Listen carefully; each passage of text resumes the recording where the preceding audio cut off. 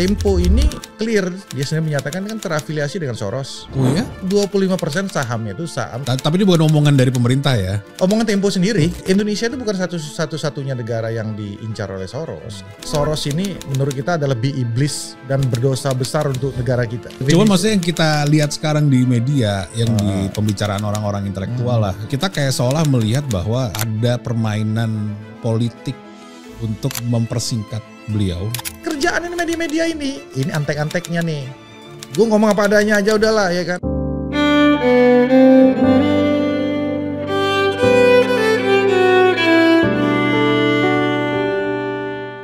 Bang Hendar Sam, thank you datang di tanggal 1 Mei, Hari Buruh. Iya. May Day. Iya, thank you bro udah diundang. Hari Buruh. Iya. Sebenarnya sih kita emang pengen ngobrol ya Pak, setelah Iya, 1 tahun Bang yang ngomongin Pak mulu. Sekarang padahal udah ada lebih keren nih penampilannya. Aslinya tiap hari kayak gini kan?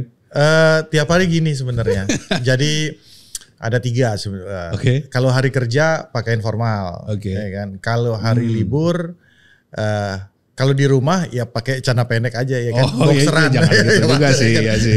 Tapi kalau hari-hari libur ya aslinya memang kayak gini, memang kayak Emang gini ya harusnya emang personality ya Bang Hendar gini kali, Bang. Ya, bukan yang just gitu segala macam lah. Oh gitu ya. Janganlah, gini aja lebih oke. Tapi nanti kalau kita jadi lawyer kayak gini. Iya sih, iya, dress for the client kan iya, harusnya. untuk klien beda segmen lah ya. Tapi ya kita suka dandan juga gitu lah. Lawyer masih tapi ya kantor Pak. Ya core-nya di situ sebenarnya. Siap. Jadi kalau masalah politik itu ya gue anggap itu ya bahasa gue itu hobi dan bakti ya. Wih, yes. Kita hobi ya habis itu kita ada. Tapi makin sering nih saya lihat muncul di TV nih Bang. Ya kurang lebih gitulah. Ada duitnya gak tuh Bang? Enggak, maksudnya tujuan utama Bang Hendar apa? Muncul-muncul di TV itu maksudnya? Enggak, ini aja. Karena kalau gue tuh ngerasa bahwa gue mendefinisikan diri gue tuh kan ya apa ya? Bukan orang, kalau pintar tuh kan relatif ya. Tapi gue seorang pemikir sebenarnya. Okay. Gue ini pemikir sebenarnya. Jadi apa-apa itu berpikir. Nah itu yang harus sebenarnya kita tuangkan ya. Pemikiran-pemikiran kita tuh kita kan tuangkan. Bukannya udah ada tugasnya tuh Pak? Tugas menteri kita lah. Oh iya, mikirnya yang lain kita bantuin tugas menteri. Oke, siap. Kita bantuin tugas kawan-kawan kita. Tapi menurut saya pribadi sih lebih mantep Bang Hendar lah. Soalnya Pak Menteri nggak pernah kesini sih. Oh iya. Waduh, jangan diadu-adu lah. Kapan punya channel lagi, Bang? Tergantung. Buat channel lah, Bang. Ya, boleh. Kita buat lah ya. Boleh. Pasti banyak lah viewer kita masih pengen untuk lihat Bang Hendar dengan apa ya narasi Bang Hendar pribadi gitu kan. Jadi, tanpa di media.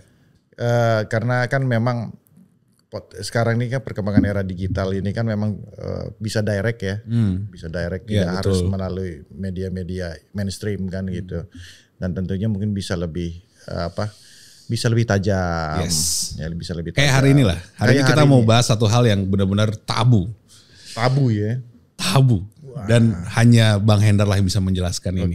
Saya yakin 1000%, hakul yakin.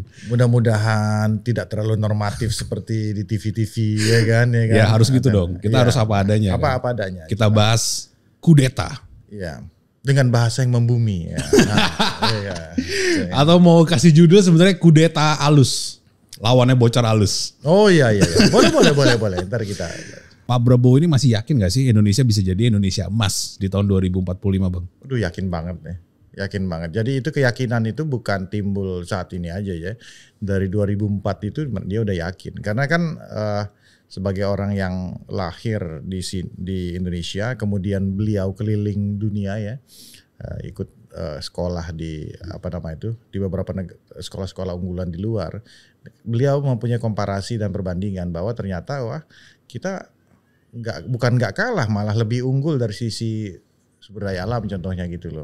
Tapi memang tidak dikelola dengan baik kan gitu kan. Yes. Ya, makanya oleh karena itu beliau bertekad dari awal. Contoh ketika beliau mendirikan Partai Gerindra itu, tujuan Partai Gerindra itu satu jelas sih kan, tujuan pokok menjadikan Prabowo presiden.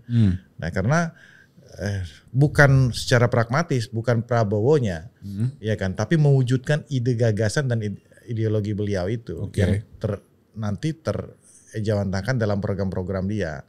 Nah kalau kita lihat gagasan-gagasan itu, ini hal yang mungkin berbeda dengan banyak politisi yang lain. Dia selalu konsisten. Jadi boleh cek lah di beberapa media sosial, komparasi dari dia 2014, 2019, 2024 itu omongannya nggak pernah berubah. Karena memang orang ini ya, sosok ini memang yang dari awal memang mempunyai ideologi yang jelas. Ideologi yang jelas. Untuk mewujudkan Astacita. Iya, Astacita itu kan sebenarnya kan itu di breakdown ya. Di breakdown dengan ideologi beliau yang di breakdown ke dalam Astacita dan kemudian dalam program-program yang menyesuaikan dengan zaman, kan seperti itu. Berarti Astacitanya, sorry saya potong dikit Pak, Bang. Berarti Astacitanya itu masih sama sampai sekarang? Sama. Dan masih yakin itu bisa dilakukan? Insya Allah masih bisa. Mengenai misalkan pertanian, industri, ya. buruh. Ya, bahkan sekarang 1 Mei Pak Prabowo datang tuh. Untuk ke situ. Jadi Monas. kan makanya gini, harus ngelihat backgroundnya Pak Prabowo itu kan dari keluarganya. Keluarganya itu ya memang sosialis ya. Tanda kutip sosialis, kita jangan menganggap sosialis itu gimana ya. Artinya memang objeknya adalah kerakyatan. Jadi dia fokus kepada rakyat kecil. Rakyat kecil itu siapa? Ya kan? Orang-orang miskin, petani, nelayan, buruh. Makanya ketika May Day dilakukan, tidak sama sekali nggak ada buruh itu melakukan demo yang anarkis.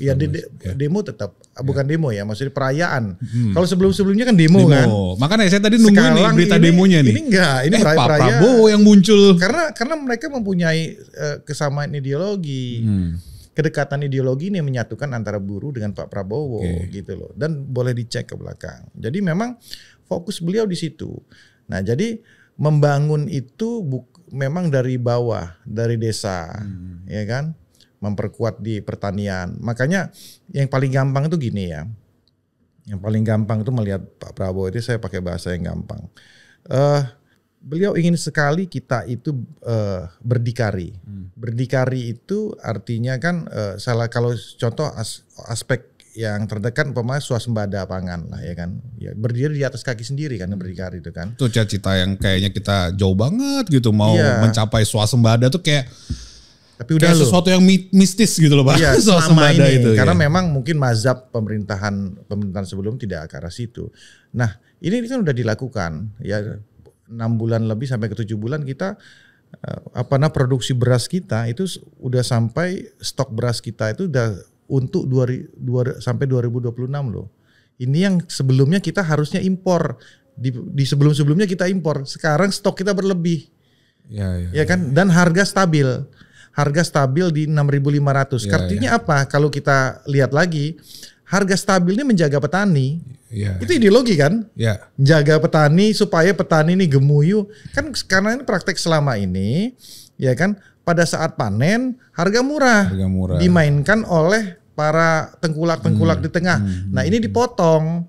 Jadi mata rantai petengkulak ini segala macam dipotong, langsung diambil oleh Bulog. Dibeli dengan harga segitu. Nggak boleh main-main, harga harus segitu. Kalau nggak ada kita sikat. Nah, jadi itulah bukti keberpihakan ideologi. Jadi pemimpin itu memang harus punya ideologi. Nah, ini jelas ideologinya konkret.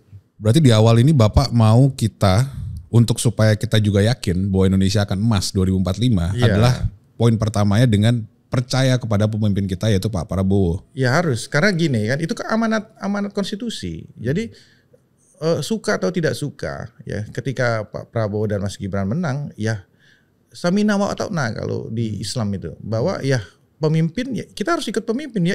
Beliau diberikan mandat oleh rakyat. 58% tuh dengan 3 calon itu angka yang sangat absolut. Nggak satu putaran. Jadi itu absolut banget ya. Bayangkan kalau itu cuma 2 calon. Kalau 2 calon mungkin 80%. Kan kalau kita hitung-hitungan artinya absolut rakyat memberikan mandat kepada dia. Jadi ya suka tidak suka yang lain pun harus paham konstitusi itu. Dan oleh karena itu biarkanlah beliau bekerja dulu. Tapi setiap kritik itu kan pasti selalu ada pihak-pihak yang ingin mengambil slot-slot yang berbeda, ya kan. Nah, tapi itu juga kan tidak menjadi sesuatu hal yang menurut saya tidak menjadi sesuatu hal yang mengganggu banget untuk sekarang ini, karena saya pribadi melihat bahwa gua pribadi ya. Saya lagi ya, gue pribadi melihat bahwa ayo bang, gue papain lagi tadi soalnya. Iya makanya gara-gara lu ngomong gitu. Siap salah pak. Bang, lagi. Jadi gue pribadi melihat bahwa mendukung pemerintahan itu, mendukung Pak Prabowo itu nggak harus dengan seia sekata kan, tapi memberikan kritik yang konstruktif. Konstruktif itu ya membangun kritiknya, bukan asal beda dan bahkan bahkan menghasut, itu yang kita nggak mau. Ya, cuman bener Pak Prabowo sih dibenerin perutnya dulu supaya bisa mikir yang konstruktif. Kalau nggak lagi lapar nggak bisa bang, kita mikir konstruktif nggak bang. Bisa. Jadi kan gini, kalau alur yang paling gampang itu gini ya, kalau nanti ini rumusnya, kalau kita itu berdiri di atas kaki sendiri di bidang pangan, kita swasembada, kita bisa produksi alat militer kita sendiri, ya kan. Kemudian di berbagai bidang juga seperti itu ya, bidang-bidang lain, bidang teknologi dan lain sebagainya. Tentunya kita kan menjadi negara yang berdikari, negara yang berdikari ini akan membuat kita berdaulat. Yes. Arti kepentingan kita terhadap negara lain itu akan berkurang, akan mengecil. Yes. Makanya makna berdaulat tuh di situ. Berdiri kita pun punya bargaining position keluar. Ya kan? Ya kayak kalau yang contoh yang paling itu ya China kan, ya Tiongkok kan gitu kan. Digituin Amerika dibales habis karena gua bisa buat mobil ya kan. Gua bisa, nah kan gitu-gitu lah. Nah, kan ada juga yang ngolok-ngolok, kita mau sama kayak Cina. Tapi ya kan, kalau nggak kita mulai dari sekarang mau kapan lagi? Cina mulainya puluhan tahun yang lalu. Jadi jangan kita juga mengolok-olok masalah itu. Kalau nggak dimulai dari sekarang mau kapan lagi kita mulai? Kata-katanya siapa ya? Menteri atau Menteri Komunikasi atau siapanya itu yang bilang bahwa China has been here for 5,000 years, mostly without America. Banyakan tanpa Amerika, and we will survive more 5,000 years more tanpa Amerika. Sampai kayak gitu yakin banget mereka. Berdaulat sekali berarti ya. Berdaulat sekali gitu. Dan mereka bisa seperti itu karena itu roadmap-nya kan sudah dilakukan puluhan tahun yang lalu. Tapi sebelum masuk ke, karena kita bisa bahas kalau Cina itu dia kemarin sempat diktator segala macam, sempat menginklusifkan diri mereka. Gue bisa ngomong masalah itu. Nah itu kan jadi yang akan selalu menjadi perdebatan. Kalau kita mengakselerasinya dengan menggunakan pola-pola seperti Cina dan Vietnam, contoh gitu yang memang satu arah ya, yang diktator kan nggak cocok di sini. Pasti aktivis pro demokrasi tidak suka dengan hal tersebut, ya kan? Aktivis pro demokrasi. Teman-teman kita di sana. Sedangkan kalau kita aktivis pro demokrasi itu, ya kan kiblatnya ke Amerika. Ya kan, yang Amerika sendiri tidak demokrasi amat gitu loh ya kan. Gitu doang. Kalau kita komparasi, berapa banyak sih yang minoritas di sana yang di parlemen? Cuma 2 kan partainya kan. Iya. Banyakan kita gitu. Iya. Yang berapa banyak sih minoritas di sana yang jadi di parlemen dibandingkan kita di sini. Benar. Kemarin aja mau naik presiden cewek kalah lagi. Kalah. Yakin kalah gue kemarin tuh bang. Yakin gue kalah itu karena emang tadi kan gitu tidak kan. sedemokratis itu. Mereka cuman memang kasih bibit-bibit itu ke negara-negara lain. Tapi kita lah karena di kita founding father kita kan Pancasila sudah jelas gitu kan ya, bahwa di pasal keempat itu ruhnya demokrasi ada di situ.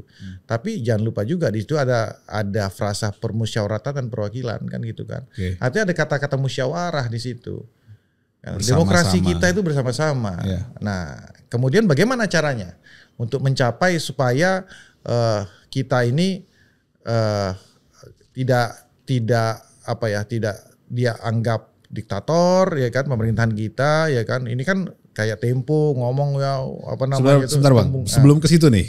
Ini ada pertanyaan titipan dari Fatian Hafiz. Jadi ini sebenarnya dari video Tempo beberapa waktu yang lalu. Yang seolah mengatakan bahwa Pak Prabowo ini komunikasinya dibatasi ke menteri-menterinya. jadi seperti eksklusif gitu. Di internalnya gitu. Iya, jadi jika informasi media ini benar, artinya Pak Prabowo ini sekarang dikotakin gitu seolah. Itu apa benar gitu? Karena kita lagi ngomongin masalah tadi musyawarah itu kan harus bersama-sama ini gitu. Jadi kalau kita merujuk kepada Tempo, Mama ya, kita bahas Tempo aja. Udah berapa kali Tempo ditegur oleh Dewan Pers. Oke. Ya kan? Jadi infonya nggak valid juga kan gitu. Yang kedua, setiap presiden punya style masing-masing. Nah, yang ketiga, ya kan bahwa saya pastikan itu tidak betul. Jadi memang ada secara berkala rapat kabinet itu tetap dilakukan. Tapi mungkin ya itu memang ada beberapa hal yang itu di deliver tidak langsung. Ya masa presiden langsung telepon ke menteri day by day enggak juga, menterinya kan banyak kan gitu. Dia wakilkan ke menteri koordinator untuk mengadjust itu ke menteri-menteri yang lain. Jadi nggak ada hal seperti itu. Itu bukan sesuatu hal yang ini masalah manajerialnya saja kan, manajerial di tiap pemerintahan yang berbeda-beda.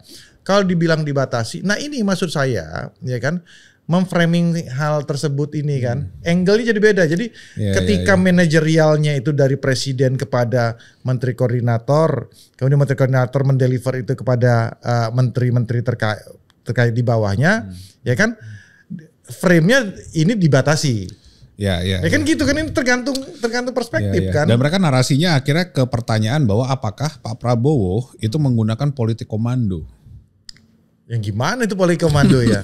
Ya kan politik komando itu kan gini, ya kan. Artinya maksudnya ke arah ini Pak, Bang, kayak lebih ke tentara kan? Gitu, militerisme gitu. Nah, apa variabelnya? Kalau kita tanyakan, kalau masalah retreat umpama ya kan, ya komando itu kalau harus dilihat ya kan, itu harus kan secara esensi ya kan, bukan dari pakai baret-baret yang di luar segala macam. Itu kan kita bisa jawab lah, sama-sama tahu bahwa kalau dari sisi kedisiplinan ya militer tentunya paling unggul. Betul. Dari situ. Dan ya kita juga harus mungkin perlu juga orang negara lain juga wajib militer semua kan ya. Cinta tanah airnya. Cinta tanah air dan lain sebagainya. Di negara lain malah harus wajib militer.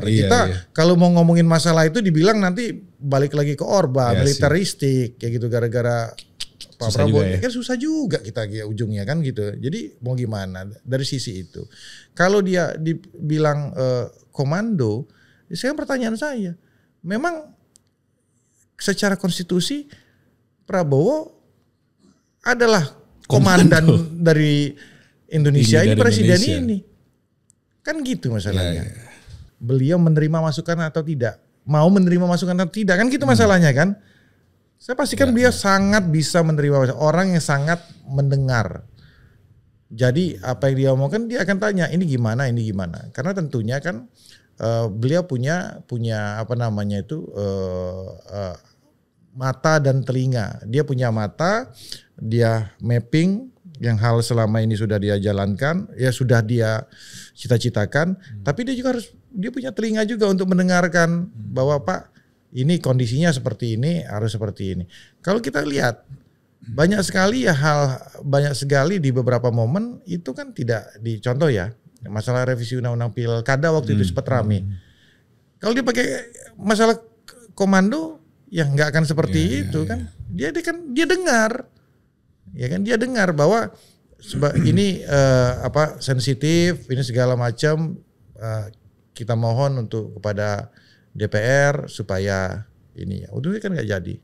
Jadi kan clear lah masalah itu. Cuman gini Bang, kita sama-sama tahu lah bahwa memang pembicaraannya tidak ke arah situ, tapi pembicaraannya adalah kekhawatirannya ketika misalkan memang koordinasi tersebut tidak langsung, bisa aja bahwa Pak Prabowo ini dikotakkan sehingga tidak tahu realita yang sesungguhnya yang terjadi di grassroots misalkan, di kenyataan yang sebenarnya akhirnya akan di-framing untuk tadi masuk ke topik kita utama kali ini adalah kudeta halus. Enggak, saya rasa enggak. Yang dilakukan. Saya tahu persis kok. Karena blunder-blundernya lumayan Pak kemarin. Iya, saya ke gini ya. Saya kan ke istana juga berapa kali lah sering ya. Nggak sering tapi saya tahu dan tahu sangat tahu sekali apa namanya itu ekosistem di sana ya. Ekosistem di sana tahu sekali lah ya. Cuman kan ini masalahnya cuman satu ya. Yang harus satu dipahami, kabinet ini baru loh. Baru 6 bulan itu ya. Bukan 6 tahun. Iya kan gitu. Jadi itu satu. Jadi adalah adjustment yang bisa terjadi. Kan tentu penting. Habis itu kan ada dari berbagai macam latar belakang. Ada yang punya latar belakang politik, ya kan, latar belakangnya apa, latar belakang mazhab juga kadang yang ideologi nggak sama, kan gitu kan. Nah itu kan perlu, makanya saya selalu ngomong ya, menteri-menteri yang di kabinet nih kalau mau itu ya tahu dulu ideologinya Pak Prabowo ini apa, baca dulu buku-bukunya, jadi tahu persis arahnya kemana. Nah kan ini yang kemungkinan kemarin tuh ya namanya kabinet baru kan. Tapi Bang Henner tahu nggak ada suara-suara sumbang itu gitu, mengatakan bahwa kira-kira ada kemungkinan kudeta nih. Kudeta halus itu. Karena gini loh Bang. Gimana sih kudeta halus itu gimana maksudnya? Kudeta halus kita yang kasih nama sendiri kan itu kudeta halus. Cuman maksudnya yang kita lihat sekarang di media, yang di pembicaraan orang-orang intelektual lah, yang apapun profesi mereka. Kita kayak seolah melihat bahwa ada permainan politik untuk, kita percaya deh sama Pak Prabowo misalkan. Tapi ada permainan politik untuk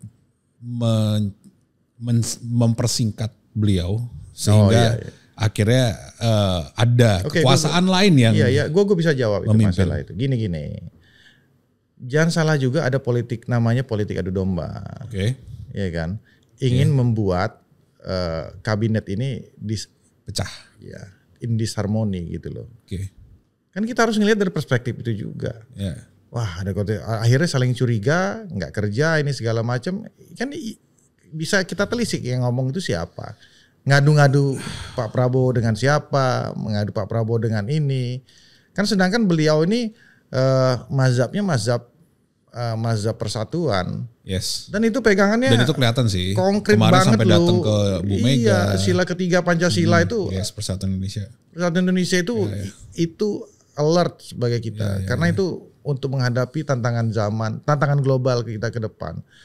Pasal agar ketiga berdaulat itu, tadi ya. Iya gitu. Ini kalau kita nggak bersatu, ya repot. Makanya saya disclaimer kalau orang yang nggak suka Pak Prabowo merangkul Bu Mega, Pak Prabowo merangkul Pak SBY, Pak Prabowo merangkul Pak Jokowi, ya kan, untuk menjadi satu.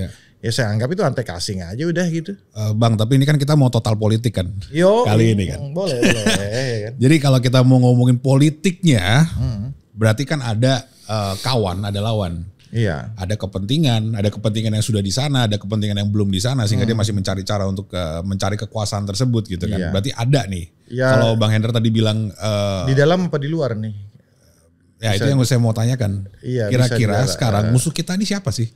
Jadi gini, makanya kan kita bisa pilah-pilah ya, bahwa satu ya kan, ketika Pak Prabowo ini kan gebrakannya ini terlihat sekali ya, dan masif ya, terutama dari sisi geopolitik, bagaimana kerasnya dia di forum-forum internasional. Keras banget loh. Dan temennya banyak banget ya. Ternyata temen internasionalnya Pak Prabowo banyak banget. Sohib, tapi dia ini juga gitu loh ya kan. Keras juga.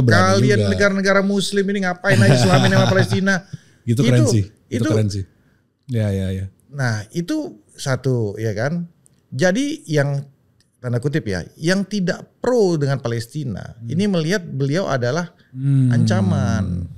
Kan gitu kan. Yang dari luar ya. Betul kan. Kedua, program beliau di dalam negeri, ingin berdaulat, ingin berdikari dan swasembada, kita berdikari tadi, berdiri di atas kaki sendiri, ini kan berbahaya. Udah kalau kita Indonesia ini kuat, ya bersatu, berdikari, abis itu dia adalah strongman di luar, wah ini ngeri bos, ya kan? Nah ya kan, ngeri nih untuk negara-negara luar. Maka dia menggunakan proksinya di sini, menggunakan orang-orangnya di sini melalui media-media tertentu. Ya Seperti kan? yang Ya, kita ya, sebutin lah. sebut Ada aja Tempo. tapi ya? Oh, Iya, inisialnya Tempo. inisial Tempo. Salah satunya. Aduh. Oke. Makanya kalau kita lihat Tempo ini udah clear, dia sendiri menyatakan kan terafiliasi dengan Soros. Oke. Ya, terafiliasi dengan Soros. Oh ya? Iya, 25% sahamnya itu saham. Ini analisis siapa, Pak? Loh, cek. Oke, berarti ini fakta ya, Ini fakta. objektif ya. Makanya saya ngomong kayak gini, cek. Oke, tapi ini bukan omongan dari pemerintah ya. Omongan Tempo sendiri. Oh, oke. Dia Oke. dia mendisklaimer. Oke. Ini disclaimer biasa. Oke. Sebelum orang lain ngomong nuduh dia ngomong duluan. Saya ini dapat dari MDIF loh. Tapi kami ini nggak ini loh, Nggak independen blok loh. kesana. Iya, nggak independen loh. Saham kita 25%. Di atas kertas memang 25%, kan? Cuman kan kita nggak tahu. Tapi kalau kita bisa lihat agresivitas dan intensitasnya sebelum Prabowo jadi presiden dan sesudah Prabowo jadi presiden berbeda. Ya, karena Coba bisa dirasakan nggak? Ya, Bisa dirasakan nggak? Ya. Tempo kita akui kritis. Ya. Ya kan, sebelum-sebelumnya kritis. Tapi agresivitas dan intensitas dia ketika Prabowo jadi beda. Tiap minggu loh nyerang istana terus dan orang-orang kepercayaan Pak Prabowo dengan angle yang, waduh, yang terakhir aja contoh nih, ya kan, yang pada saat acara town hall Danantara kan seluruh direksi BUMN diundang tuh dengan komisarisnya, ya kan gitu kan, habis diundang, oke, ya semua sekarang wartawan keluar. Izin keluar tahun untuk keluar segala macam. Tempo langsung buat tuh framingnya. Oh, ini pemungkaman terhadap pers segala macam. Padahal ya kan Pak Prabowo itu suruh keluar sana, dia ngomong, saya dia mau marah-marahin mereka ini. Kalian saya evaluasi ini segala macam. Enggak mungkin dong ada media. Nanti digoreng lagi. Ya. Tapi harusnya kan kalau dia Tempo benar-benar jernih, ya kan? Dia tidak buat berita setengah matang itu dulu. Dia akan dengarkan apa statement dari Pak Prabowo, ya kan, alasannya kenapa disuruh keluar, diminta untuk keluar, ya kan, baru dia keluarkan berita. Tapi kan enggak kan? Dia akan, ya, tapi kita kan ada cover board size, segala macam. Orang tuh nggak baca cover board size-nya. Yang dibaca adalah Prabowo dianggap membungkam pers. Headline-nya yang dibaca. Headline-nya. Tuh jahatnya tuh. Nah, Anda bayangkan agenda Soros nih. Wait Pak. Bang. Tapi kalau misalkan begitu, kita kan negara juga gede kan. Orang-orang pintar-pintar semua juga dalam kabinet segala macam kan. Iya. Harusnya dilawan aja gak sih, maksudnya dengan satu sistem lain gitu atau produk lain. Kita kasih perbandingan. Jadi Indonesia itu bukan satu-satunya negara yang diincar oleh Soros gitu. Kita sepakat nggak nih bro? Kalau Soros ini menurut kita adalah lebih iblis untuk dan berdosa besar untuk negara kita, untuk kita di Krismon 98. Nggak dalam lagi saya belajar nggak berani ya. MEF itu ya? Iya enggak, Soros ini ya kan adalah orang yang kita anggap paling berdosa, ya kan, untuk krisis moneter di 98. Silakan cek. Bukan di Indonesia, di Malaysia, Soros, kan? di Thailand, bahkan di Inggris sekalipun. Tahun 92 di Inggris dia ada Black Wednesday ya. Ada Black Wednesday namanya kan. Karena apa? Cara dia menggunakan media-media ya kan yang terafiliasi dengan dia untuk menyerang pemerintah. Untuk publik dan investor itu untrust atau tidak percaya kepada pemerintah. Sehingga oleh karena itu saham-saham saham-saham di bursa itu kan dimiliki oleh publik, yang TBK ya, yang bisa dipilih oleh publik dan investor-investor tertentu kan. Kalau tidak, iya kan? Kalau tidak percaya sama pemerintah, mereka kan tarik itu. Bisa dimainin. Dia kan, sahamnya turun, harganya jadi turun, dia yang beli. Anda bayangkan kalau dia yang beli dengan harga murah, artinya bank-bank pemerintah TBK segala dimiliki oleh Soros dan kawannya. Ya kerjaan ini media-media ini antek-anteknya nih. Gue ngomong apa adanya aja udahlah ya kan. Ini Motorhead. Asik. Gas. Siap. Gitu dong. Aduh. Dan kita punya datanya kok. Kita bisa cuman ya dia juga kuat. Kita ngomong kayak gini, ya kan mereka juga punya cara untuk men-take down ini kita. Dan jangan salah. Ketika Pak Prabowo sampai sejauh ini ada nggak media yang dibungkam? Nggak ada, satu pun nggak ada, ya kan? Malah dirangkul. Bahkan ketika ada 7 pemret yang diundang kan, pemret Detik tuh tahu ngomong kan gitu kan, dia bilang yang saya salut dari Bapak tidak menggunakan buzzer dalam menghalau ini semua. Iya sih. Dan Pak Prabowo malah bilang ke para pemret pada saat makan jamuan itu malah bilang apa sih harus pakai buzzer ya sekarang? Iya makanya dia ngomong kayak gitu. Apa sih harus pakai buzzer? Karena orang tulus. Yes, Dia orang tulus, yang penting saya kerja ini segala macam. Kalau pakai buzzer buat ngelawan musuh kita dari luar nggak masalah kali Pak. Ya, tapi buzzernya banyak kali kita sendiri kalau emang kita percaya sama pemerintah. Ya sekarang gini aja, kita nggak usah buzzer aja. Saya rasa apa yang kita omongin kita tanda kutip ya, kita buzzer organik aja. Seluruh rakyat harus ngelawan ini semua. Ya kan, melalui media sosial kita harus lawan narasi-narasi negatif. Dan jangan salah, India itu saat ini ya kan, pemerintahan Modi itu ya di India diincar juga sama tapi mereka langsung disclaimer. Bisa dicek. Mereka langsung disclaimer ini ya Soros melalui media-media yang sudah terafiliasi dengan dia, yang didanai oleh dia, sudah memframing demokrasi kita India tidak baik-baik saja. India bilang gitu. India bilang gitu. Cek, boleh dicek. Datanya ada semua kita. India udah ngomong itu. Jadi ini harus dihentikan. Ini harus dihentikan. Dan masyarakat India cerdas. Kenapa? India ini kan negara besar sekarang. Ekonominya gede nih. Bayangin CEO-nya udah CEO di luar negeri semua ini kan. Unggul. Besarnya hampir sama seperti Indonesia. Ya kan? Potensinya hampir sama seperti Indonesia. Ini kan berbahaya kan gitu kan. Tapi mereka aware dengan itu. Nah, kita juga harus gitulah. Oke, Bang. Cuman yang itu di luar, yang di dalam kira-kira apa pemerintah tahu musuh kita siapa yang dari dalam? Ya, tentunya pastikan karena banyak partai ya kan. Banyak partai tentunya pasti ada kepentingan lainnya. Ya, kepentingan dari tiap partai itu ya kan, yang mungkin isi kepalanya nggak sama dengan Pak Prabowo. Cuman ya ujungnya kan harus sadar bahwa pemerintahan ini nggak seperti itu. Makanya kan kita ini pemerintahan yang adil dan makmur. Artinya bukan lawan politik atau musuh negara, musuh pemerintah yang signifikan lah. Iya. Lebih signifikan yang dari luar justru malah ini sekarang. Malah saya lihat dari luar ya. Iya. Malah dari luar ya. Kalau apakah parpol terafiliasi secara langsung, saya lihat enggak. Cuman kalau orang-orang parpol kemungkinan besar ada. Jadi menurut Bang Hendra Sam ini benar-benar murni full 100% yakin kalau tidak ada musuh dalam selimut di kita. Kepentingan pasti ada, tapi dibilang musuh dalam selimut sih so far enggak ya. Mungkin kalau mendekati Pilpres nanti. Oke. Ya mungkin tetap kan pasti punya agenda masing-masing ya. Ya kan mungkin aja. Tapi kalau untuk sekarang gua itu berpikiran positif lah. Kita berpikiran positif bahwa semua tahu bahwa saat ini ya imamnya adalah Pak Prabowo, ya jalankan aja tugas masing-masing. Tapi kalau enggak, ini kan beliau kan keras ya. Maksudnya nggak pada saat rapat-rapat internal tuh orangnya sangat lugas ngomong. Jangan main-main ya sama APBN ya. Nggak ada kita main efisiensi semua kita. Ya kan?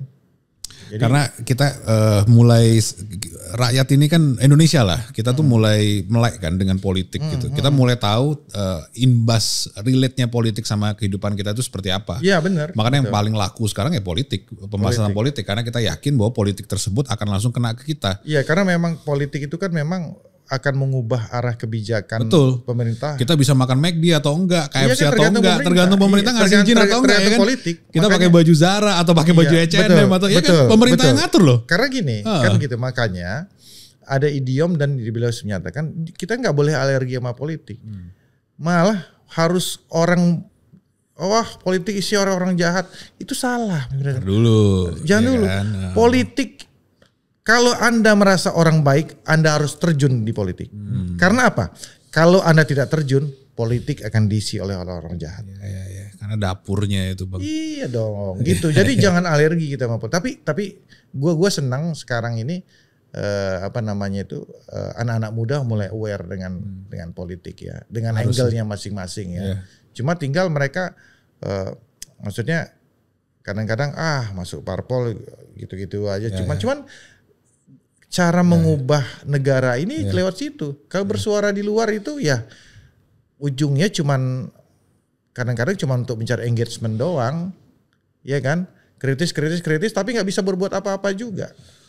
Oke Bang, kan kita banyak kan sekarang milenial sama Gen Z nih. Iya. Kita bahas tadi sambung ke situ maksudnya. Attention span-nya kan kecil nih.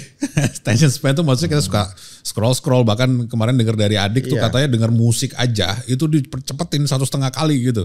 Gila, kan udah pengen yang cepet lah instan gitu kan. Dan memang tuntutan dari kehidupan sekarang semuanya membutuhkan sesuatu yang memang harus serba cepat dengan tools yang ada dan sebagainya. Kalau misalkan kita sebagai rakyat disuruh untuk sabar melihat hasilnya, pasti itu satu komunikasi yang buruk dari pemerintah dong. Sabar, yang sabar segala macam gitu kan. Sedangkan IHSG kemarin melemah, rupiah lemah, istilah indikator-indikatornya itu kelihatan terus gitu. Investor kita di friendzonein doang.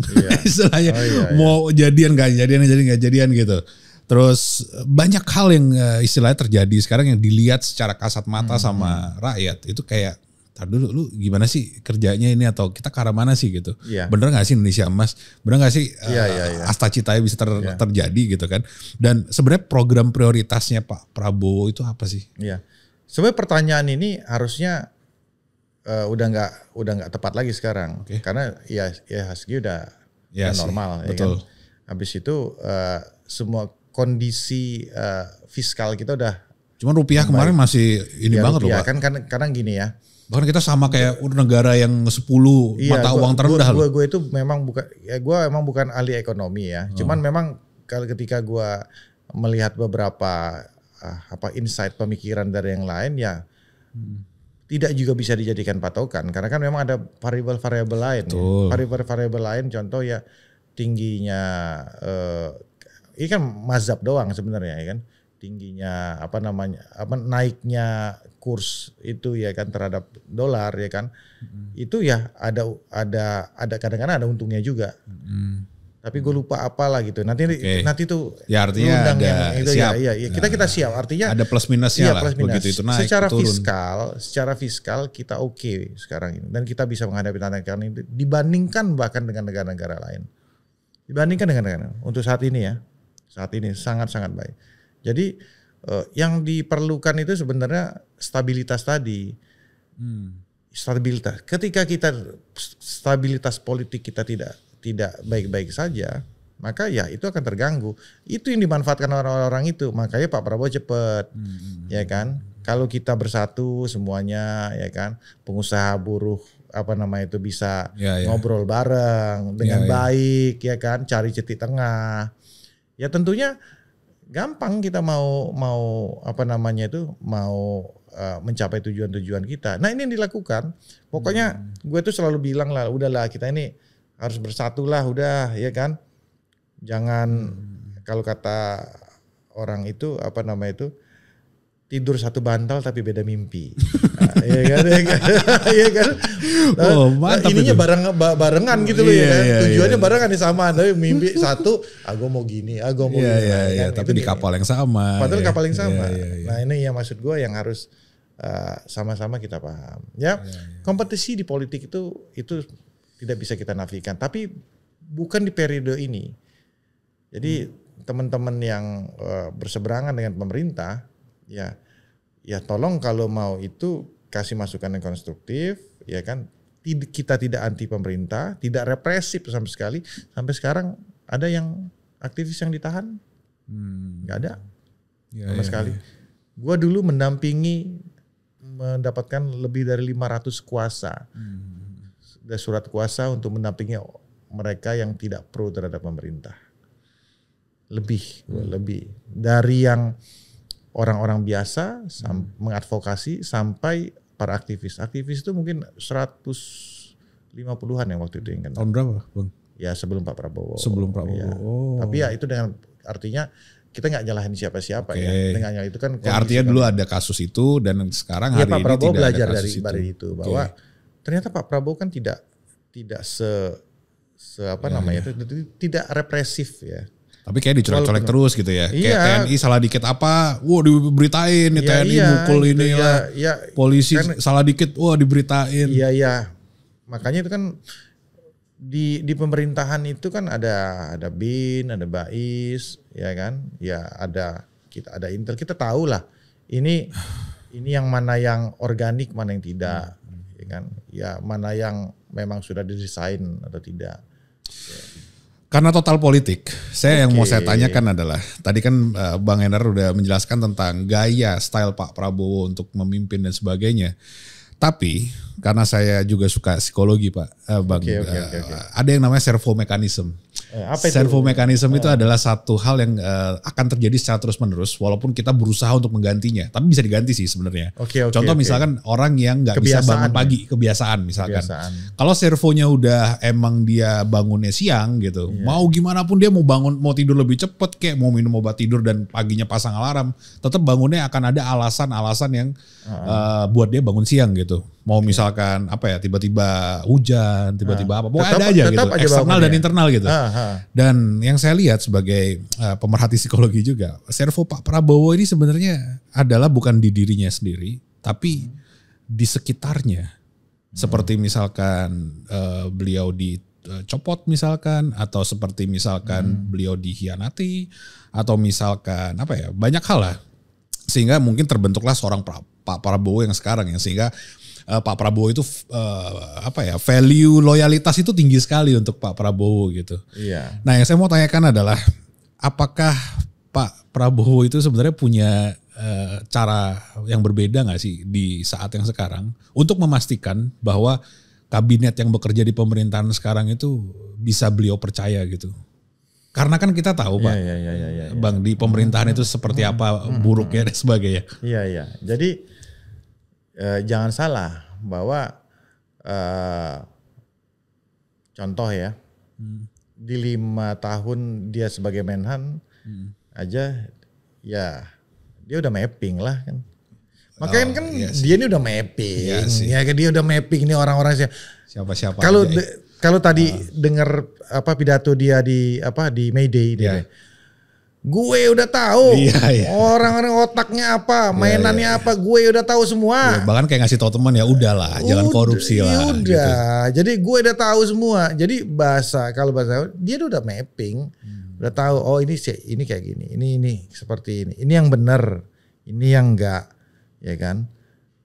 Nah ini tinggal dia dengan cara dia akan buat pola yang tepat untuk itu. Nah ini polanya itu kira-kira apa nih? Ya itu kan seni ya, seni kan kata orang itu wah kok semua diakomodir mama gitu kan ya, ya segala macam. Tapi ya sabar kan orang lihat wah itu kok masih di ini segala macam. Ya kadang-kadang kan kita nggak tahu. Orang kan cuma taunya itu satu sosok ya yang buruknya saja, ya kan. Dan buruk itu belum tentu betul. Ya, belum tentu juga betul ya kan. Dia yang tahu kok ya kan. Orang kan taunya dari media-media itu juga ya kan. Medianya titipan siapa kita nggak ngerti juga. Ya biasalah gitu-gitu. Yang tahu itu dia. Beliau yang tahu. Oh ini orang sebenarnya orang baik, orang kerja ya kan. Jadi dan itu bisa membantu. Tapi beliau juga tahu ada yang orang-orang yang nggak beres, nggak perform dan nggak beres kan gitu kan ya.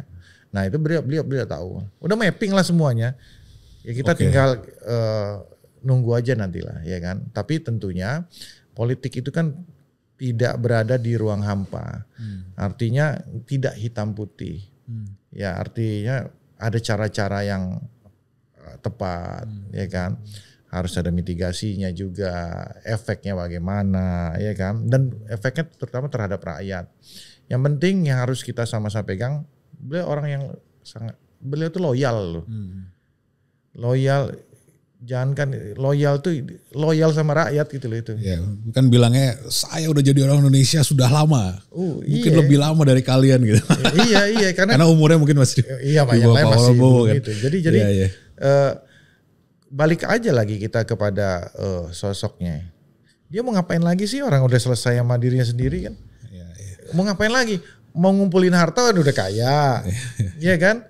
Mau apa? Mau keluarganya sudah mapan semua, ya kan? Anaknya sudah ini. Gini Bang, tapi maksudnya tadi pembahasan Mas yang di tadi itu artinya gini, kita harus lebih cepat daripada si musuh-musuh politik itu gitu. Iya. Informasinya, karena yang dilihat sekarang kan terus-terusan ya tadi yang saya bilang ya, BSG oke udah mulai naik gitu, tapi rupiah masih melemah. Orang-orang juga masih ngeluh, Bang itu apa financial freedomnya belum dapet nih mereka gitu kan. Gini ya, kalau gue bilang kayak gitu, jadi kita itu kan nggak bisa samplingnya kan nggak bisa case by case, ya. Maksudnya saat ini yang ditonjolkan, ya kan, saya belum dapat kerjaan, ya kan, saya nggak ada kerjaan. Memang di pemerintahan sebelumnya nggak ada orang seperti itu, nggak ada. Di setiap negara pasti ada itu. Tapi ini yang diglorifikasi gitu loh. Ini masalahnya, gitu loh, di ya point kan. Out yang minus. Iya, kayak contoh, ya kan, makan bergizi gratis. Ya kan, yang di framing ini ada orang yang terafiliasi dengan orang sekeliling Pak Prabowo, ya kan? Kita pastikan memang pasti ada karena bukan seluruh rakyat dilibatkan di sini. Kalau saya ambil secara egois saya ngelihatnya, ya kalau saya ini emang harusnya orang yang Prabowo, orang kita yang dukung kok, masa ngajak lu, ya kan? Kalau dari sisi itu, tapi enggak, di situ ternyata tim sesnya Anies ada di situ, orang-orangnya Ganjar dan pendukungnya ada semua di situ. Tapi framingnya nggak gitu. Framingnya judul headline depan dari Tempo itu orang-orang di sekitar Prabowo itu jahatnya tuh. Nah itu yang selalu jadi hal-hal minor yang dibesarkan, tapi hal-hal majornya itu tidak ditongolkan. Nah ini yang selama ini kalau kita bicara pengangguran pasti akan selalu ada, makanya. Mungkin nanti akan ada yang komen, ngomong aja lu ya kan, gua ini nganggur selama segala macam. Tapi ada yang nganggur, ada juga yang lebih banyak bekerja. Dan kita harus fair juga penyerapan tenaga kerja kita, masalah di MBG ini kan gitu kan, dan yang lain-lain ke depannya. Investor juga sudah mulai masuk lagi ya kan. Nah ini jadi ini tinggal masalah angle aja, kayak kemarin ada yang keracunan. Ya, yang keracunan nggak penting itu sih. Ya, nggak penting. Tapi bukan nggak penting yang keracunan ya. Iya, maksudnya berita itu diangkat. Iya, berita itu diangkat teknis gitu loh. Iya, itu teknis sekali. Tapi maksudnya ini secara mindset ya. Kalau kita analogikan juga dengan masalah pengangguran, mama gitu kan. Yang nganggur berapa, ya kan? Yang belum dapat kerjaan berapa? Tapi yang juga mendapatkan pekerjaan penyerapan itu juga berapa kan harus tahu juga. Sama aja kayak tadi, masalah yang keracunan berapa, ya kan? Tapi yang let's say yang keracunan 100. Tapi 10.000 yang tidak keracunan ditongolkan apa tidak? Kan enggak. Tapi yang diglorifikasi yang keracunan, yang diglorifikasi yang belum mendapat pekerjaan. Itu maksudnya gini, Bang. Kan ada nih pemerintahan yang memang fokusnya cuma untuk di pencitraan dan hal-hal yang populis gitu kan. Nah, kenapa nggak kita hybrid aja gitu? Kenapa nggak Pak Prabowo maksudnya dan pemerintahan kita itu hybrid aja? Yang dimunculin untuk ngelawan si berita-berita yang nyerang kita tadi itu populis, yang dikeluarin. Nah, yang di belakang nih nggak apa-apa nih, jalan yang bener nih. Makanya itu kemarin kan pada saat dia mengundang 7 Pemret itu, saya ini salah saya kata dia. Salah saya itu secara kesatria dia ngakuin bahwa saya ini fokusnya kerja gitu ya kan. Saya udah banyak sekali dong kerja di sini bidang ini segala macam. Dan saya lupa kalau di politik kan, harus ternyata politik itu adalah persepsi. Dia kan bilang itu sendiri ya kan. Nah, ya dia ngomong gue naib juga gue ini ya kan gitu kan. Ya kan politik itu ternyata ada persepsi. Makanya oleh karena itu, oleh karena itu setelah itu kan dia memerintahkan kepada para apa namanya itu menteri-menterinya untuk lebih giat lagi, bukan pencitraan ya, mendeliver keberhasilan dan kerja-kerjanya nih ngapain aja. Ya kan? Yang populis. Yang populis ya kan. Yang tidak yang populer kan, gitu maksudnya. Kalau yang tidak kan kita tinggal supervisi. Ya karena kayak misalkan tadi ngomongin masalah swasembada misalkan. ya saya juga nggak perlu amat sih tahu tentang itu gitu. Yang saya perlu Iya. tahu sekarang adalah jualan saya laku keras sebagai Betul. pebisnis bisa menaikkan gaji dari pekerja-pekerja, Kerja memberikan kita. bonus dan Iya. segala macam gitu kan. Nah, yang ini tuh kayaknya perlu untuk segera dilakukan pemerintah mungkin ya. Iya, Yang populis-populis itu yang gitu. populis-populis tapi tulus ya gitu. Maksudnya jangan juga gara-gara itu sifatnya pencitraan, kita juga nggak mau lah, ya kan. Jadi tidak harus ini, tapi artinya gini, biar masyarakat juga itu tenang, ya kan, bahwa dan yakin bahwa di pemerintahan ini ya, insya Allah ya kita berharap. Karena kalau 5 tahun aja saya rasa nggak cukup lah, harus minimal 10 tahun dan dilanjutkan di apa nama itu 10 tahun ke depan sampai 2045 ini. Jadi memang harus berkesinambungan. Jangan sampai, maksud saya itu kenapa tagline-nya itu apa ya, melanjutkan itu bukan jangan dianggap secara sinis juga, bahwa memang pembangunan itu harus berkelanjutan. Karena ada semacam paradigma ya, selama ini para pemimpin itu putus gitu loh ya. Ya ada ego-ego sektoral, ada ego-egonya juga. Jadi setelah dari Pak SBY ke Pak Jokowi memakan gitu kan putus ya kan. Jadi semua program-programnya ini, nah Pak Prabowo kan nggak mau itu karena memang program itu harus berkelanjutan. Betul. Jadi pemimpin setelah beliau tidak menjabat ini memang harus ini. Jadi jangan dianggap, kalau saya kasih analogi gini, ya kan, karena ketulusan itu bisa dilihat dari program MBG mamanya, saya lihat ya. Program MBG itu baru akan dirasakan setelah beliau tidak menjabat loh. Iya dong. Iya kan? Iya dong. Ya, Nutrisinya nggak detik itu iya juga. Kan? Iya. Artinya let's say lah 10 tahun kan. Iya. Anak-anak ini dikasih makan 10 tahun tuh baru berasa ternyata iya, memunculkan insan anak-anak baru gitu, ya kan, anak baru kan. Tidak di pemerintahan beliau. Dan ketika itu kita bermimpi bahwa dan mudah-mudahan jadi kenyataan negara kita maju karena anak-anak kita unggul.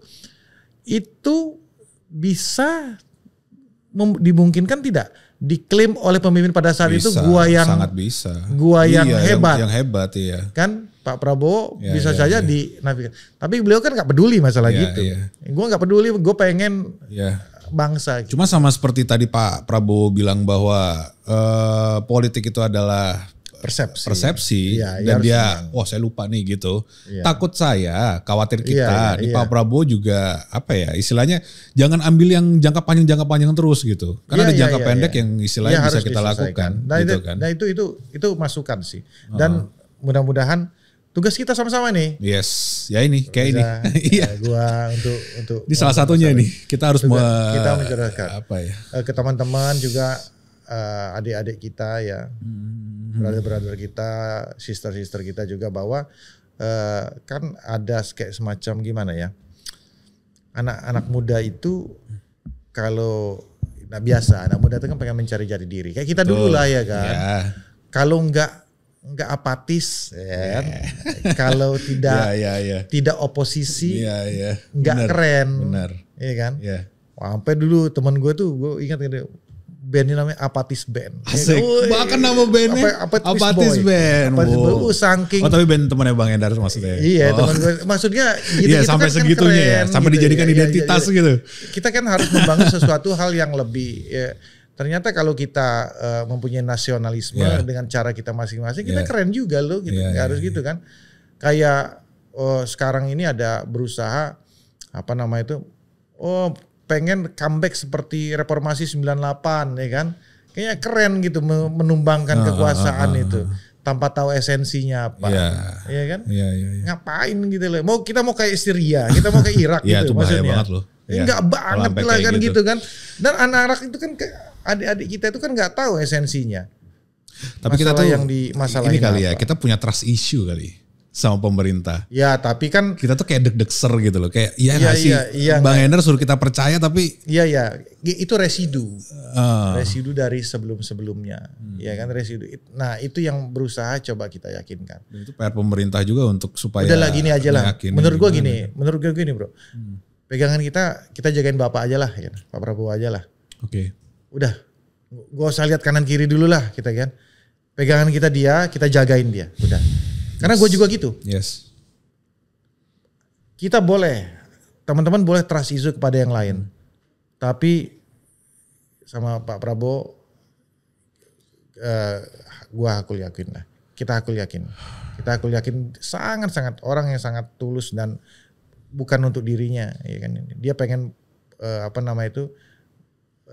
Indonesia itu benar-benar jadi negara yang maju. Karena dia punya pengalaman di masa lalu bahwa ketika dia sekolah di luar, di sekolah-sekolah unggulan, dia cuman mungkin satu-satunya orang yang kulit berwarna, ya kan, dikata-katain, dijelekan, itu secara psikologis membekas loh.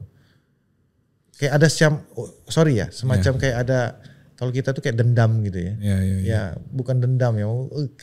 Anjir, gue diginiin gitu kan. Akhirnya kita jadi personalitinya beliau. Lihat aja lu antara negara-negara luar ini. Sama aja kayak kita dulu diremehin sama orang gitu loh, ya kan. Lu lihat nanti ya, suatu saat gue buktikan, negara gua, ya kan. Gua akan buktikan, negara gua kebuktikan lu omongin ini, gua lebih hebat dari lu. Ya, tapi Bang, kita jagain Pak Prabowo. Cuman kan kita tadi Bang, khawatir. Kita ini diserbu kan. Kalau dari luar tadi udah jelas mungkin itu. Tapi dari dalam ini kan juga yang Pak Prabowo bilang bocor-bocor ini kan bukan karena bocor karena tiba-tiba bolong pipanya gitu. Yang bolongin kan ada nih gitu kan. Ada. Nah, dan dia udah di mapping. Ini gimana caranya gitu? Maksudnya sesakti apa Pak Prabowo bisa melawan itu semua? Bisa. Tapi ya kalau di perusahaan, sorry Bang, kayak potong dikit aja. Kalau di perusahaan karena gampang, kita di perusahaan itu tinggal pecatin aja udah ganti sama yang baru-baru manajernya gitu. Emang kemarin itu udah mulai dilakukan pada saat direksi-direksi BUMN dikumpulin. Habis itu. Oh ya? Review itu semua. Ganti semua direksi-direksi yang tidak punya akhlak. Kinerjanya nggak bagus, malas-malasan segala macam. Wah, kata gue suruh juga nih. Kita tinggal catat aja. Udah ada catatannya. Ini diganti semua ini banyak. Karena bukan cuma direksinya. Ya kan? Orang-orang yang hidup di selama ini berada di zona nyaman, ya kan, di BUMN segala macam, ya kan, mendapatkan fasilitas, sedangkan perusahaannya terus merugi, diinjek terus dari pemerintah, harus dihentikan, yang gini-gini praktek-praktek gini. Dia tahu banget itu. Bisa ya, Pak Prabowo bisa ya melakukan itu ya? Bisa. Sedang dilakukan juga. Sedang dilakukan. Cuma ya itu tadi, ya kan, percaya sama dia. Kita percaya sama imam kita dulu nih. Dan kita jagain dia. Jadi kalau ada yang berusaha untuk ngegoreng, ya kan gini ya. Maksud saya tuh beliau punya orang-orang terdekat andalan-andalan dia, ya kan. Contoh kayak ada Bang Dasko ya kan. Bang Dasko juga kena tuh kemarin. Iya, gitu-gitu. Kalau dia, ini salah satu cara untuk melemahkan Pak Prabowo ya. Kiri kanannya dihancurin semua. Iya, dihancurin dulu kan, ya kan gitu caranya. Ya. Padahal itu kalau mau kita permasalahkan bisa banget, ya kan, masalah gitu. Cuman ini kan kita tahu juga kalau kita bahas masalah itu makin gede nanti kan gitu kan. Itu yang diinginkan oleh mereka. Nah kita ya udah diemin aja. Ya kan, ngapain orang kita nggak salah?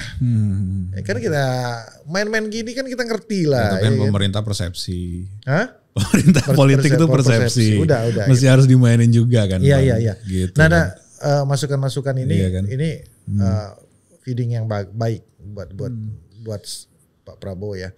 Dan pemerintahan yang mudah-mudahan semua nonton. Jadi kita tidak skeptis bahwa tetap di era sekarang ini keterbukaan, ya kan, demokrasi terbangun dengan jauh lebih baik, ya kan. Nggak ada yang ditangkepin, nggak ada yang dikriminalisasi, pers tidak dibungkam, ya kan. Habis itu ya udah, apalagi? Ya gampangnya kalau dari kacamata, kalau saya boleh mewakili teman-teman ya, masyarakat Indonesia aja. Kita tuh ngeliatnya gampangnya gini Bang, kita karena lihat sosial media, kita terbuka sama dunia luar, kita tahu nih lifestyle-nya dunia luar seperti apa. Kita ngerti nih, kita pengen jalan-jalan ke Jepang lah misalkan segala macam, pengen punya mobil kayak orang-orang yang di sana lah, belinya gampang banget segala macam.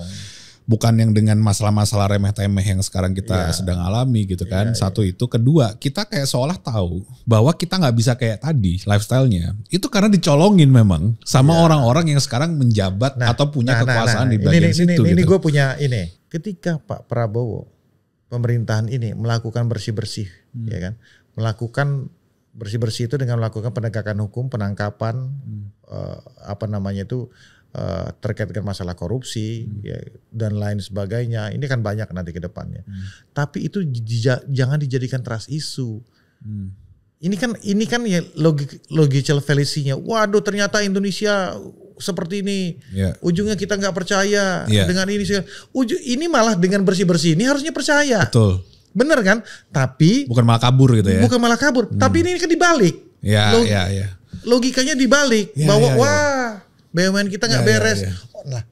Lah kita lagi bersih-bersih. Kan jadi bingung kita. Kayak mau bersihin kamar banyak kotorannya. Lah kan kamar lu kotor, iya lagi bersih-bersihin. Kita lagi bersihin bro. Kita mau lagi bersihin supaya bersih. Nah ini yang dimainkan. Ini yang lagi dimainkan.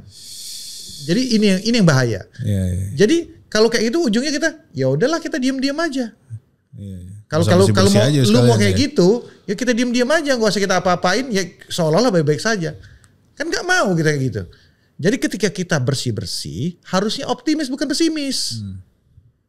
Harusnya Indonesia terang bukan Indonesia gelap. Ini penting loh, karena logical fallacy-nya yang lagi dimainkan oleh orang-orang ini.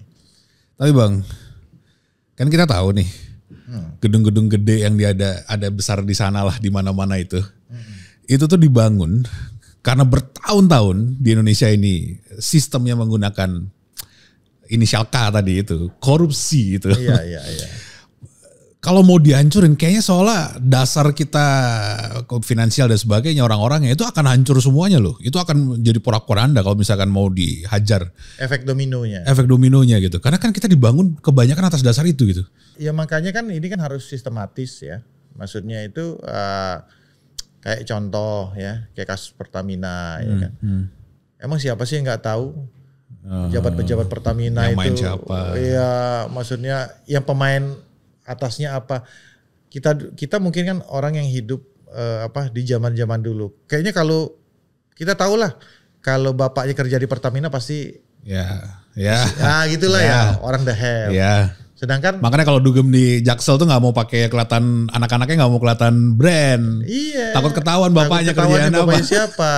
Nah, baru sekarang kan dibuka. Dan orang-orang ini nggak nyaman.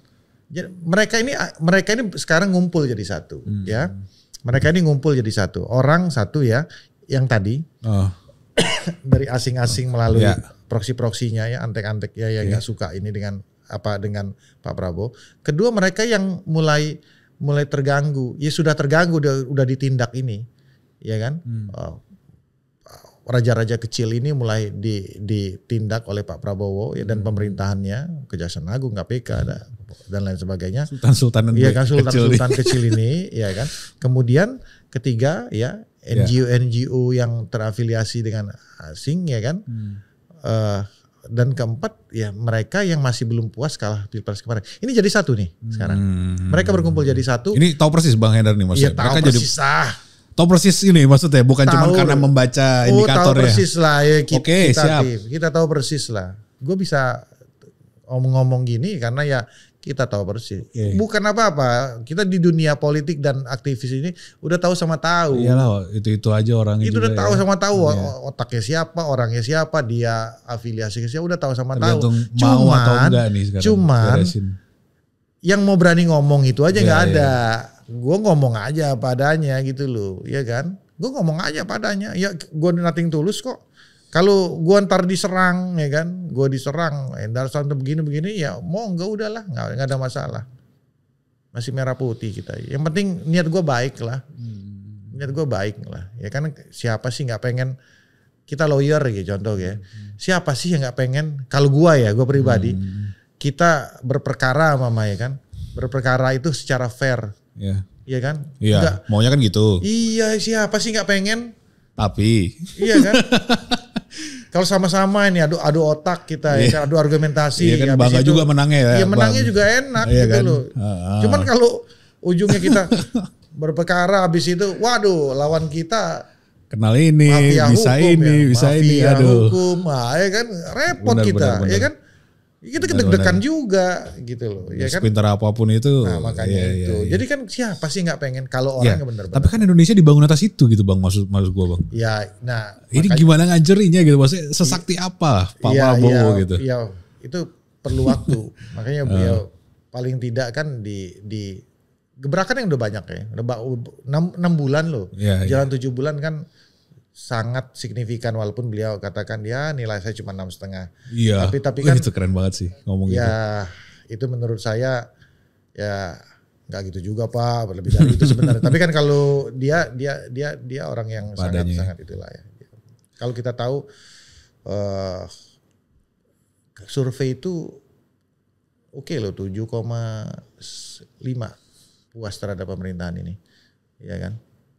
Terlepas dari segala macam dari itu oke banget menurut kita. Baru di awal ya itu besar. Cuman memang bisingnya dari pihak sana yang teman-teman di civil society ya kan.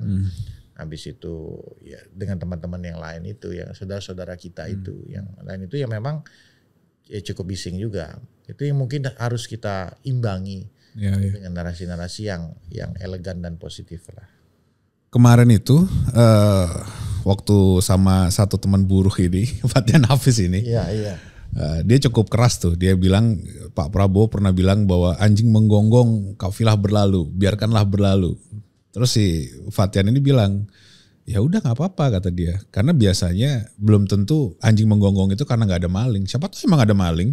Ya. Jadi ya gonggong terus aja nggak apa-apa. Kalau misalkan dianggap jadi anjing. Benar. Tapi kan gue nggak tahu tuh konteksnya apa waktu itu dia Pak Prabowo ngomong masalah itu. Gue nggak tahu. Mungkin ya konteksnya ke musuh pemerintah tadi, mungkin, musuh kita lah Indonesia lah. Sebenarnya mungkin ya gue nggak tahu. Mungkin karena banyak yang ngomong yang kritik segala macam. Karena gini, beliau tuh tahu. Gini, beliau tahu yang menggonggong itu dia bisa sadur. Ini yang mana yang tulus, yang mana yang enggak. Ya, mana yang ada berkepentingan. Benar-benar kepentingan, negatif, mana yang enggak. Makanya dia ngomong itu ditujukan kepada mereka yang punya kepentingan ini. Ke situ sih. Sesantai, sebijaksana itu Pak Prabowo sekarang Iya, apa adanya dia melihat aja. Apa adanya. Susah, memang karakternya orisinil. Kadang-kadang Pak nggak boleh gini, enggak, mas saya aslinya gini. Gitu. Iya gitu, agak susah juga. Oke. Agak susah. Tapi memang base orang Indonesia itu kan itu yang seperti itu kan sebenarnya kan, yang orang yang apa adanya ya kan. Ya itulah Pak Prabowo. Kita jagain beliau aja lah ya kan. Terakhir Bang. Iya, apa itu? Kita total politik aja ya. Nggak apa-apa. Total football. Dengan juga ketertarikan rakyat kita sekarang termasuk saya gitu kan dengan politik segala macam gitu kan.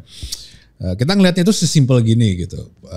Bahwa tadi bilang politik adalah persepsi dan Pak Jokowi mantan presiden kita itu piawai sekali untuk memainkan itu kan. Sehingga yang kita lihat sekarang Pak Jokowi ini masih memainkan itu dengan misalkan nggak selesai nih kasus ijazah nih, oh jangan-jangan gitu kan, kok rakyat kita sekarang kan nggak bodoh-bodoh amat juga Pak gitu kan, mau melihat itu gitu.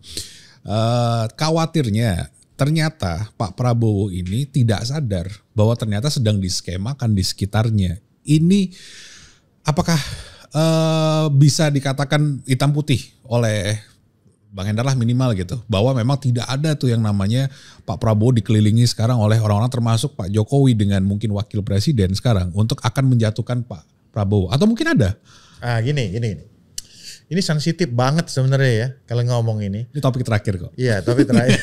Ini sensitif dan kita punya pemikiran masing-masing tentang masalah itu. Tapi gue melihatnya gini aja, ya kan. Hal yang bisa diambil dari ini, kayak lu ngomong tadi, mau ada begini ada begitu, analisa ini ya, analisa B, analisa C tentang masalah ijazah palsu, apakah ada manuver Pak Jokowi dan lain sebagainya seperti itu. Bahwa yang pengen gua garis bawahi, masyarakat kita ternyata cerdas, aware, lebih cerdas, lebih aware. Karena akhirnya udah peduli loh sama sangat negara peduli loh. dengan negara. Iya. Itu poin pokoknya. Plusnya ya. Itu poin plusnya. Jadi gini, kita udah mengalami beberapa era. Kalau dulu emak-emak tuh nontonnya infotainment kan, Ya. betul kan? Ya. Kalau sekarang kita udah Artis ini. bergeser Ya, sekarang nontonnya ngomong ke politik. Nah ini artinya Ya. kecerdasan intelektual masyarakat Indonesia terlepas dari masih ada yang emosional, Motor, ada yang ya. masih yang cara gas segala Ya, macam, tapi itu sudah meningkat. Kepedulian dia terhadap negara ini sudah meningkat. Dan it's a good things. It's a good things. Itu menurut gua. Itu menurut gua. Jadi gua respect sama masyarakat Indonesia yang bergeser dari infotainment ke politik. Yeah. Makanya kita harus buat itu namanya politainment. Politainment, mantap. Nah, itu bahasa gua lu.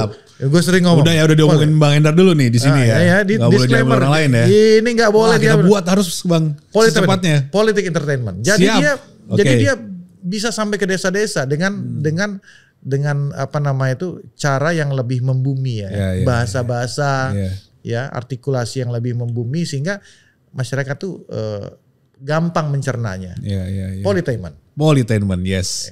Tapi balik lagi ke situ. Bener gak sih? Sesi khusus. Sesi khusus ya? Sesi khusus. Oke. Ya, karena gini, karena gua kan nggak etis gua ngomong gitu. Siap. Nggak etis. Ya kalau gua gini, prinsipnya tuh sama ya.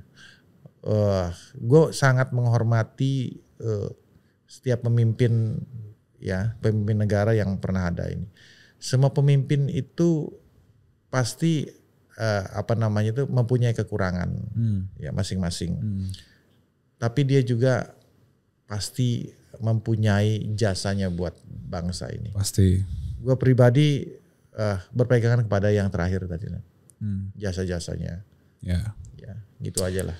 Berarti artinya minimal kita tahu bahwa Pak Prabowo tahu gitu. Kalau misalkan ada mungkin bisa terjadi probability itu terjadi gitu. Ya, dan itu sudah bisa ya beliau piawai lah.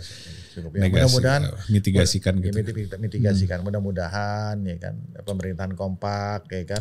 Mimpinya nggak tidur satu bantal tapi nggak beda mimpinya nggak sama, agendanya tetap sama, nggak ada agenda masing-masing. Harapan kita. Yakin itu ya Bang Endar ya? Yakin nggak yakin?